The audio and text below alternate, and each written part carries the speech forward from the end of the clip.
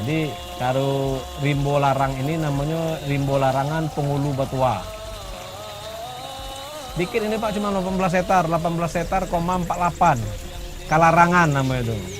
Kalarangan itu sama dengan itu tidak boleh ditebang, tidak boleh diambil. Ini olah terdiri dari zaman dulu ada pasera dulu lah, masih muncak angkatan pemimpin di desa Bukit Bulan kok. Jadi dibuatlah utak ilmu larangan di hulu sawah kami situ. Sampai kini lah air itu terjadi untuk air minum masyarakat, itu air sawah masyarakat. Yang jelas dari turun temurun memang kalau di sini ini setiap hulu sungai dipertahankan orang kalau itu alirnya untuk ke sawah. Dari zaman Belanda dulu itu air sawah. Ini kan di bawah ini kan banyak sawah, puluhan hektar sawah di bawah. Yang sungai sekecil ini puluhan hektar. Zaman dulu lu nado babate bae, lu nado pengukuran dan ini kami lu ini berwatas yang lubuk berogong, mudik berwatas dengan pemerintah tu bae dulu. Kalau anda sudah masuk pengukuran baru tentu banyak hektar gini. Kami dulu banyak nano bae kira-kira perbatasan sungai bae dengan bukit-bukit lah itulah.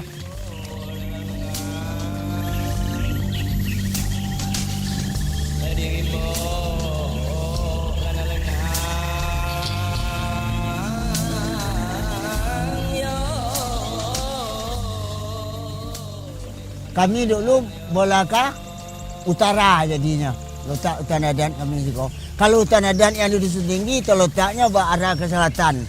Kalau hutan adat Dusun Sungai Dowi terletaknya arah ke barat. Karena pada zaman Belanda dulu adat sudah diakui oleh orang Belanda, bukannya zaman Indonesia wae. Waktu bukan Republik itu mengakui adat, Belanda juga mengakui. Belanda dulu kalau bikin pelar. Bukit Rayo 2 pelar, Bukit Sungai Sowiak 1 pelar, Tinjau Limun 1 pelar. Apa maksudnya kami tidak tahu dah. Tapi nenek buyang kami jangan kamu pasang baik.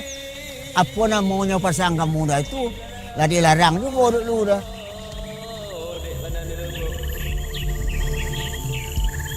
Jadi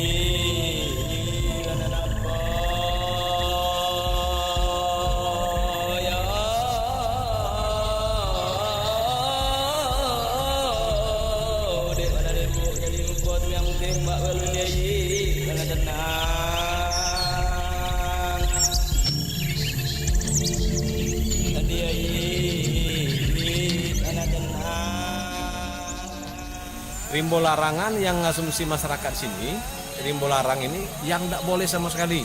Biarlah HHBK-nya, tidak. HHBK-nya tidak boleh, kayunya tidak boleh, semuanya tidak boleh di rimbo larangan itu. Tak masuk satwa pun dilindungi di situ. Beda dengan zona lindung. Arti kata masyarakat sini yang dinamakan zona lindung. Kalau zona lindung untuk hutan adat itu, ya kan? Zona lindung itu kayunya dilindungi. Tapi HBK-nya boleh. Dengan aturan, dengan perizinan, dengan pelaporan yang dibuat oleh ketentuan adat. Tak boleh deh garap hulu sungai itu. Hutannya jangan ditobang dan jangan diapa-apakan. Dan kayu-kayunya ngambilnya tertentu. Seperti hutan adat, seperti rimbo larang itu tak boleh sekalipun apa boleh diambil. Sampai ke hewannya. Bila mana terdapat pencurian kayu atau sebagainya dalam rimbo, kami lah mengadukan sanksi. Dihukum kambing siku boleh 20 serta dengan selamat semaninya. Sudah tu ada dengan duit sebanyak, kalau tak salah 2 juta. Itu hukum desa. Kalau orang dapat pencurian dalam hutan adat. Kalau ilmu larangan 5 juta. Sennya hukumnya sama dengan kambing siku boleh 20 tadi. Itulah. sanksinya terhadap kehutan adat dengan rimbo larangan di desa kami. Ini di rimbo larang ini kalau kedapatan menebang kayu atau mengambil sesuatu yang dilarang dalam hutan ini, itu kena sanksinya 2 kali lipat. 2 kali lipat dari sanksi adat yang telah ditentukan untuk hutan adat. Contoh misalnya 1 ekor kambing beras 20. Kalau di hutan adat kan 2 juta itu dendanya. Nah kalau di sini 5 juta. Dan kasus itu, masalah ini diserahkan kepada pihak berwajib. Janganlah kau orang luar, orang dalam masuklah ada peraturan kami. Tak bisa nak bahasa masuk beda. Nah itulah pelarangannya dari orang tua kami dulu dah. Ada ketentuan, apalagi masyarakat tu kamu rumah dan apa untuk membangun madrasah dan masjid, itu ada kok pakai rapat kami dulu dah. Bayi yo masuk kami.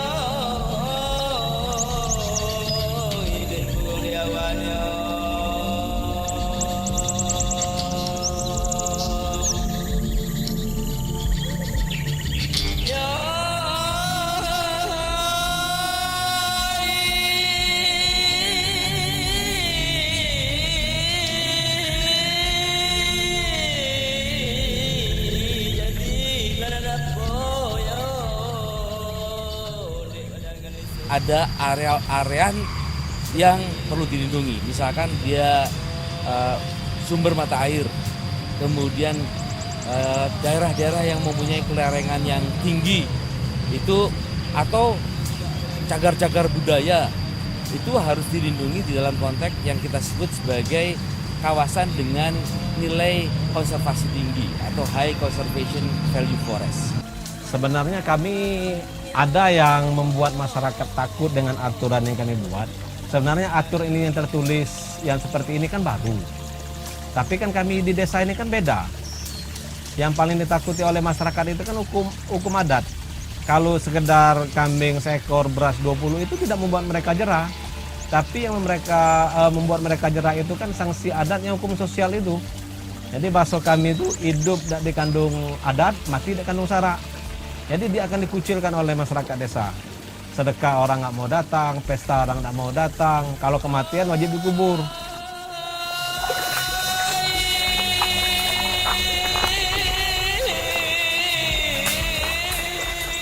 Kalau hutan adat itu, kalau di zona pemanfaatan, aturan yang telah kita sepakati ada per desa itu, aturan itu kalau mau mengambil kayu itu wajib lapor dulu dengan pengurus.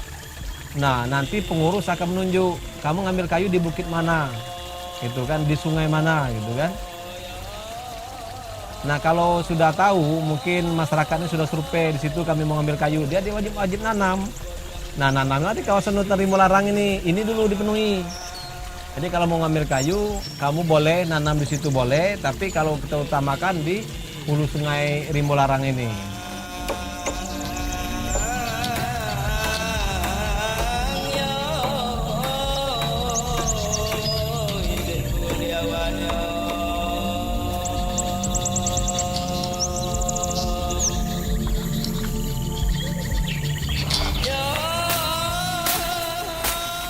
Dia itu wajib nebang 1, nanam 10 itu. Jadi mereka itu mau ngambil 1 batang, pasti dia mengambil yang besar kan, 1 batang kan. Nah, dia harus nanam 10 batang. Nanam itu jenis bibit ya tergantung yang mereka yang dapat. Biasanya kan ada anak temalu, anak meranti. Jadi rata-rata anak-anak di sini yang baru nikah kan, yang baru nikah dia ngambil ini bibit untuk persiapan. Apa namanya kayu meranti Pak. Nah itu kami punya aturan dalam dusun kan, kalau kita nak ngambil kayu di dalam hutan adat tuh, kita tuh harus nanam pengantinya dulu, rimbo larangan kan. Sebab kami ada punya jatah tiap kakak kan. Kalau kami nak ngambil kayu di situ, harus ada penggantinya. Kalau kita lah tanam lah nyadi lah hidup, baru kita baru boleh nebangnya kan. Begitu dia sudah nanam kan diperiksa tuh oleh petugas. Kan ada saksi perizinan kan ada nanti. Orang itu minta izin kan dia ditengok tuh. Kalau tak boleh kita ngambilnya. Kalau kita ambil juga kita tautang. Hukum kata bahasa dusunnya kan. Nah, jadi kalau sudah dihitung, sudah 10 sudah hidup, boleh nanam. Boleh dikatakan hidup, walaupun belum besar kan sudah ditanam, udah yakin, ini insya Allah hidup lah, boleh nanam. Wah, kalau bibit kita cari dewek di dalam hutan kan. Kan di hutan yang apa tuh kan ada apa tuh. Bibit meranti itu kan anak-anaknya kan. Nah, kita cabut lah. Habis juga lah hari itu sekitar sehari mencari bibit kan. Jadi jarak dari izin ke nanam tuh setidaknya sebulan atau 2 minggu.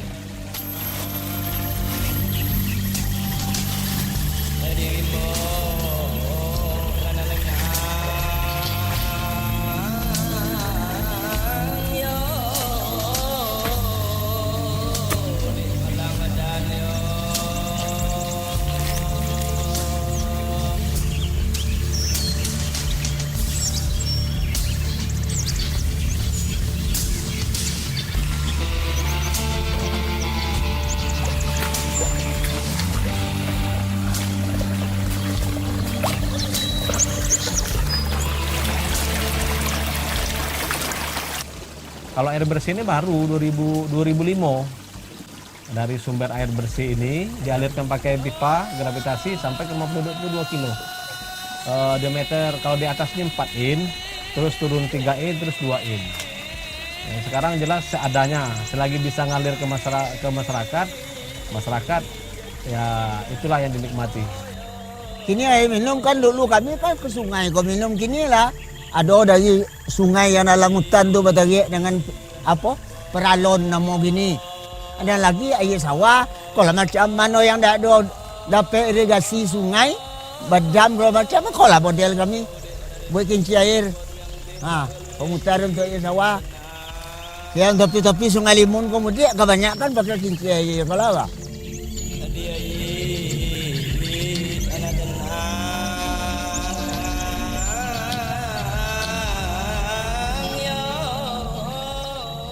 Boleh memanfaatkan hutan adat sesuai dengan kesepakatan bersama, yaitu untuk menggunakan istilahnya seperti kayu itu untuk bangunan istilahnya pribadi itu seperti rumah. Kalau selain daripada untuk pribadi itu tidak diperbolehkan, Pak.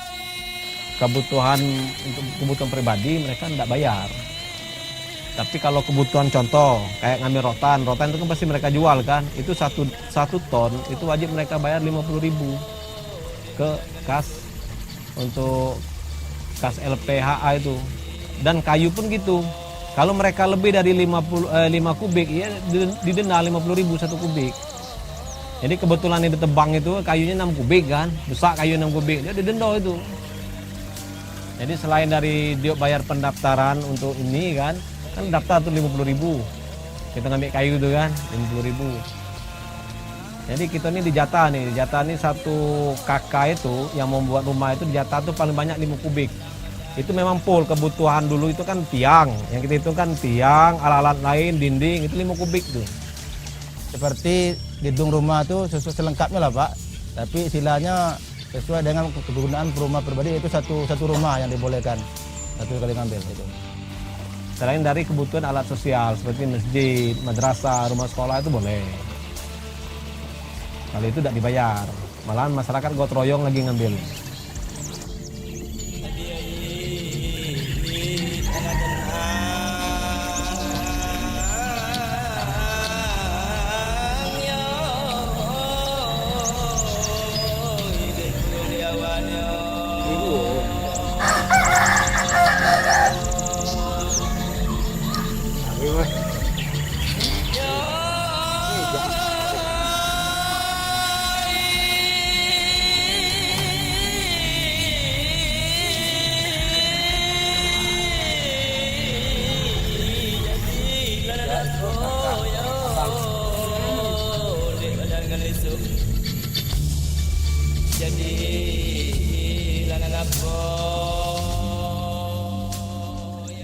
ABK ya selain dari rotan, jernang, kayak gaharu kan.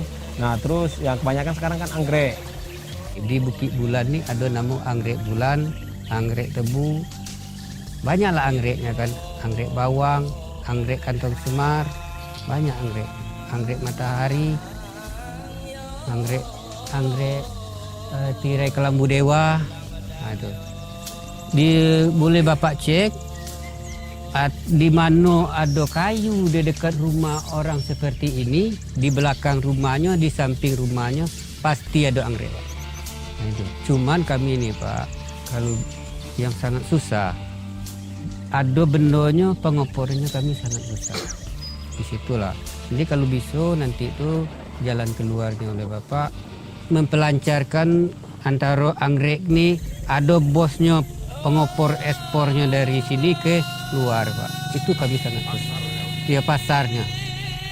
Kalau dibuat penangkarnya, dibikinan tamannya, dibuat gedungnya. Jadi siapa yang dikirim di WA, di kemana-mana itu kan siapa yang berminat kan bisa Pak.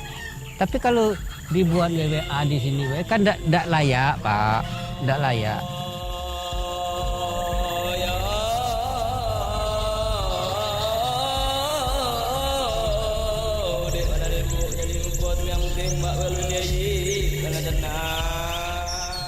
Usaha penjualan anggrek itu betul-betul bukan bisnis massal ya.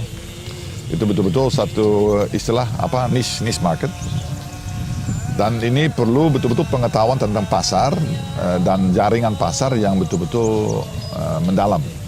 Jadi untuk itu masyarakat mau kembangkan sendiri agak sulit. Berarti kalau memang kita keunggulan di sana, memang kalau sudah ada, jadi kita ingin mengembangkan kemitraan dengan orang yang sudah biasa membeli anggrek di sana, dan mungkin seperti tadi kita menjajaki bersama mitra tersebut bagaimana kita bisa mengembangkan usaha yang lebih besar biar daya tampung dari masyarakat juga lebih besar.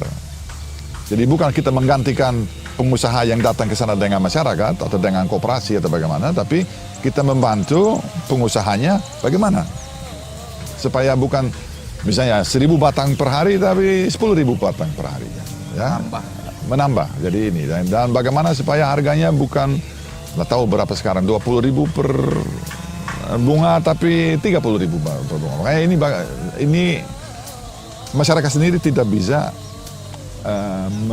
mencari solusi, harus bersama mitra yang sudah mengetahui soal usaha, dan ini yang sedang kita usahakan.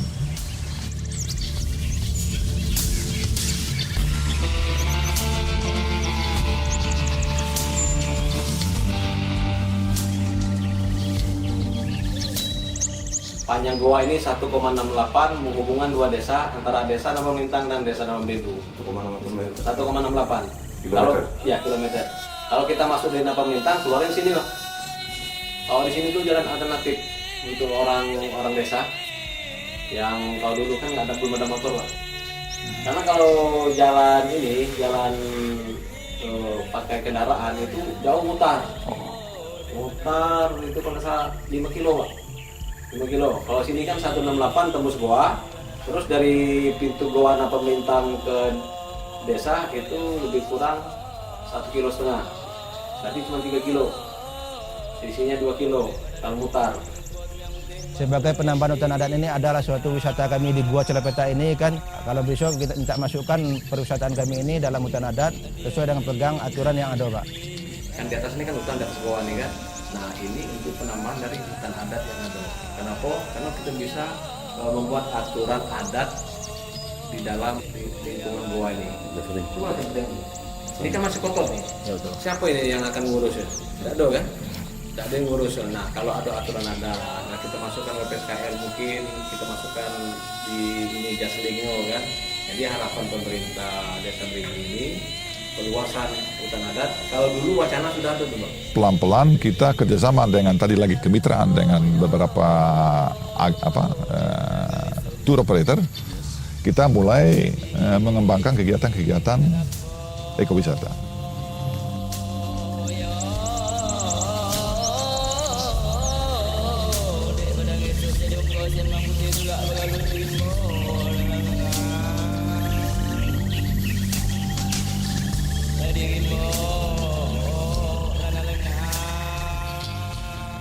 Nah, ini tentunya menjadi PR dan tugas kita bersama.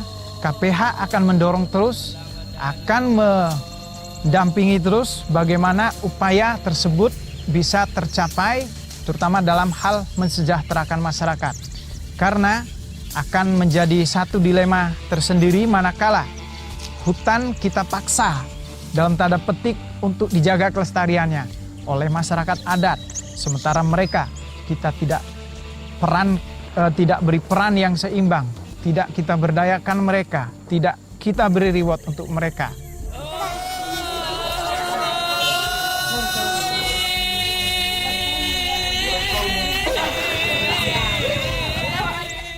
Ya, kalau SK hutan adat itu diterimanya di Jakarta, di Istana Presiden tahun 2018 tuh, akhir tahun 2018 yang menerimanya pengurus hutan adat ini berangkat menerimanya situ. Rimbo Larang ini sudah termasuk di dalam SK yang diterbitkan 2018 ini tadi.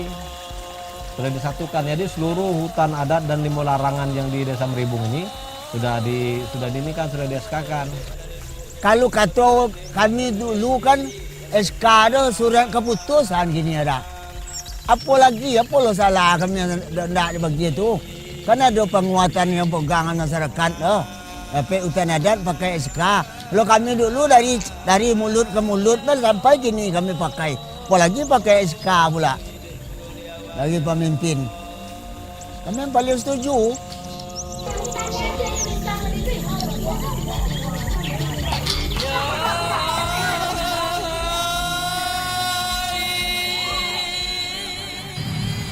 SK hutan sosial itu SK yang legal dan merupakan program sejalan dengan program yang kita sebut sebagai pemerataan ekonomi. Artinya SK hutan sosial dengan penerjemahan rencana kerja yang bagus, dengan pendampingan yang baik, komunikasi yang baik dengan para pihak, insya Allah itu cita-cita dari pemberian akses kepada rakyat itu akan bisa mensejahterakan masyarakatnya.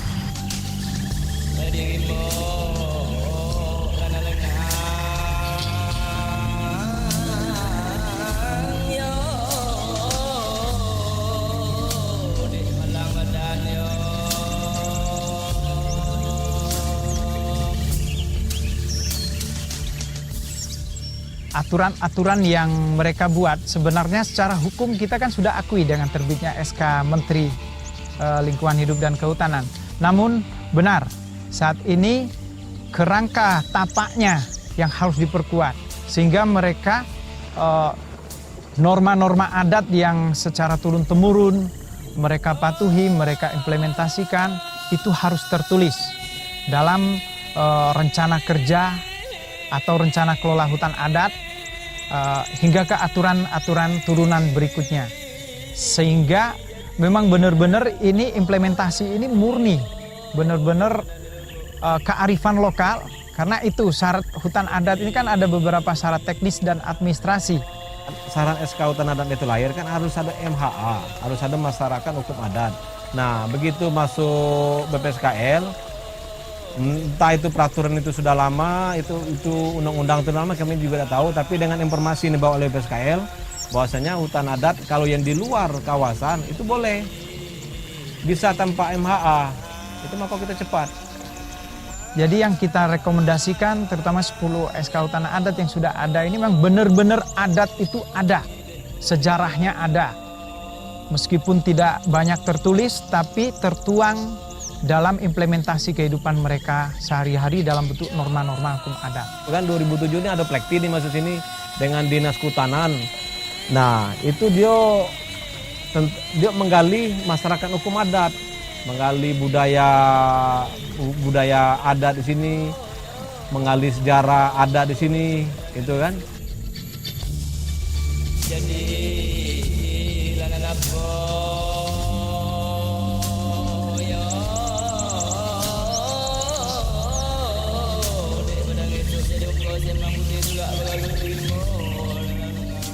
ketakutan kami itu tentang sanksi. Kadang-kadang tuh sanksi adat kita ini kan kepada pihak hukum lebih tinggi itu kalah gitu Pak. Masih kalah lah hukum adat. Hukum adat kita kami sekop beras 20, kalau orang nuntutnya sekian-sekian.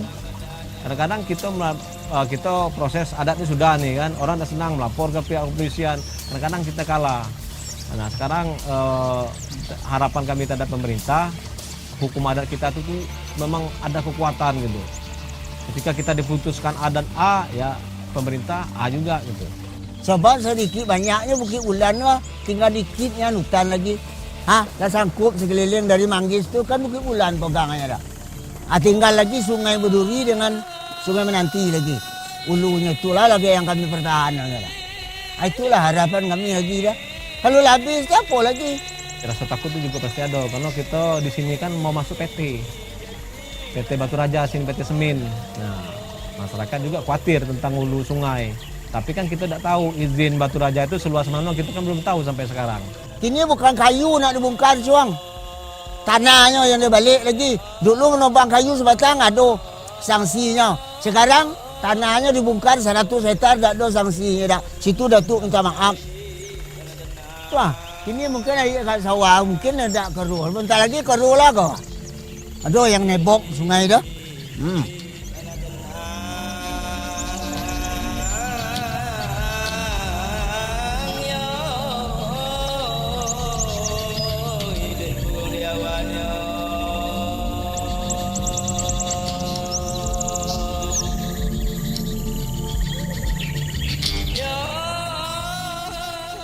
Kalau kayu kami bisa kami pertahankan. Satu batang kayu dendonya sekian kalau orang ngambil ini kan. Nah kalau sempat tanah dibalikkan, hasil tanah dibalikkan, sanksinya kami belum ada buat di situ. Kamu lah kalau lewat dari Muaro Limun sampai hampir penakian Bukit Bulan. Apa rumah tanah gini? Sedangkan di atas tanah, Tinama tidak mau hidup. Apalagi di atas batu gini lah, putih ya batu. Jadi situnya ditangis oleh Datuk sekarang. Datuk tak akan nunggu dunia sekian tahun lagi. Tetapi memikir anak cucu Datuk. Subhanallah, apa lagi harapannya. Kalau nak sekolah tinggi bisa nyocong. Diam di tempat yang ramai, pindah ke provinsi, kabupaten. Kalau yang awam-awam sekolah ada, miskinnya apa makannya. Makannya di tanah kau lah. Kalau tanah kau lebih, apa nak makan lagi cong. Bukan Datuk bercakap dah dengan tangis air mata cong. Diam di situ, mengingat anak cucu yang awam-awam ni.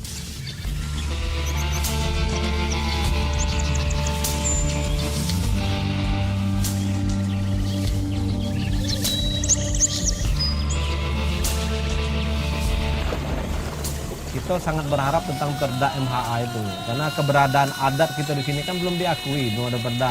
Kalau hutan adatnya sudah di SK kan. Jadi harapan kita ke depannya melalui BPSKN ini minta bantu supaya mendorong untuk pembuatan perbub dan perda ini. Masalah pengusulan ke perda sudah berulang kali menyampaikan kepada konsultasi dengan DPR dan dinas-dinas terkait mengenai perda. Ini belum ada titik terang dari Kabupaten Sarolangun. Tapi belakang ini kami bersama dengan tim BPSKL, kami pernah membuat panitia itu namanya Forum Hutan Adat Marga Bukit Bulan. Itu kami bentuk satu kepanitiaan untuk mendorong untuk lahirnya perda itu cepat gitu. Tapi sekarang kan baru pembentukan tim itu. Mudah-mudahan BPSKL serius untuk menyupport kegiatan ini. BPSKL sangat berperan dalam membantu percepatan perhutanan sosial, diantaranya mengajukan percepatan izin hutan adat Desa Meribung, melaksanakan sosialisasi di tingkat tapak, di desa-desa, di kecamatan, beberapa kegiatan setelah keluarnya SK yaitu membuat maket rencana kelola 20 tahun ke depan dan tata guna lahan.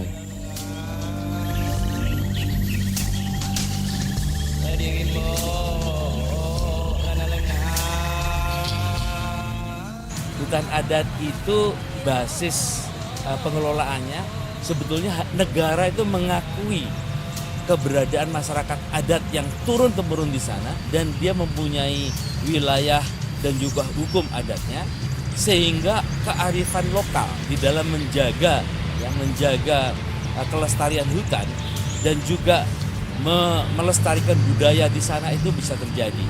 Nah, oleh karena itu negara itu memberikan otonomi ya kepada masyarakat hutan adat untuk mengelola hutannya sepanjang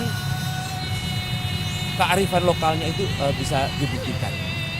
Nah, dengan adanya pola-pola yang demikian, harapannya sekali lagi ketika negara memberikan pengakuan adat kepada masyarakat, itu adat itu berdaulat, dan yang paling penting adalah negara itu juga bermartabat. Jadi negara bisa melindungi adatnya, masyarakatnya, dan juga sekaligus program-program untuk pemberdayaannya itu bisa dilakukan. Positifnya masyarakat lokal itu siap untuk ke sana. Jadi mereka bilang kita mau sama-sama menjaga karena memang kita punya. Dan penting buat kita bukan hanya punya untuk kebun, tapi air untuk sawah kita dari sana juga. Air minum dari sana juga. Sekali-sekali butuh kayu memang dari sana juga. Jadi apa sih? Jadi mereka betul-betul berkepentingan. Tapi seperti tadi, usaha harus ada, bisnis harus ada uang masuk, tapi juga sekali-sekali harus ada dukungan dari instansi penegakan hukum.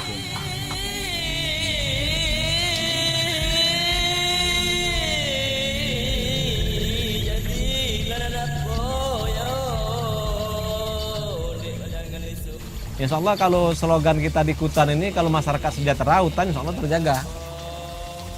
Itu kan. Kalau masalah perut itu tidak bisa dibendung tak.